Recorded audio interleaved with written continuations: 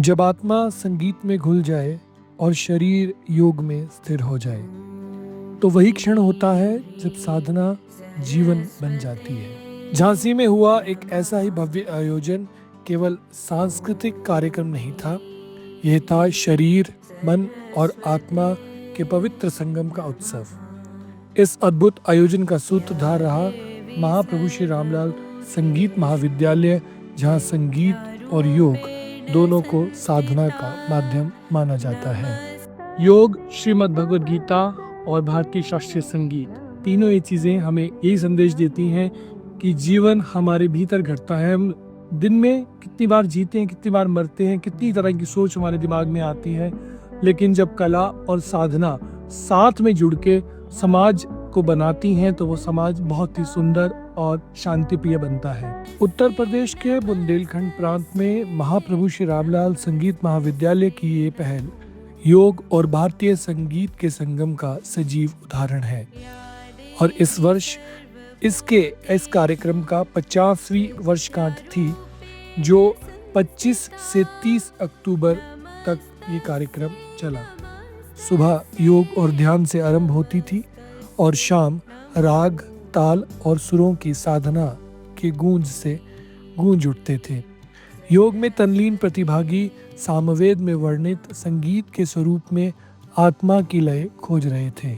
योग केवल शरीर की क्रिया नहीं, आत्मा का अनुशासन है, और जब उसमें संगीत जुड़ जाए तो वह अनुभव दिव्य हो जाता है। सुबह योग साधना, शाम संगीत प्रतियोगिताएं और प्रस्तुतियां, हर सत्र आत्म अभिव्यक्ति की एक यात्रा बन गया।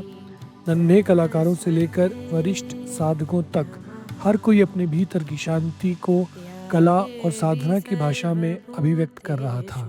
इस कार्यक्रम में केवल प्रदर्शन नहीं था, बल्कि आत्मा की अभिव्यक्ति थी, जहां पर हर कलाकार, हर साधक, बच्चा हो, जवान हो या बूढ़ा हो, वो योग और शास्त्रीय संगीत के माध्यम से अपने अंदर बैठे ईश्वर को खोजने का प्रयास कर रहा था। जब श्रीमद् भगवद गीता के उपदेशों पर चर्चा हुई तो पूरा वातावरण योगस्थः कुरु कर्माणि के संदेश से गूंज उठा।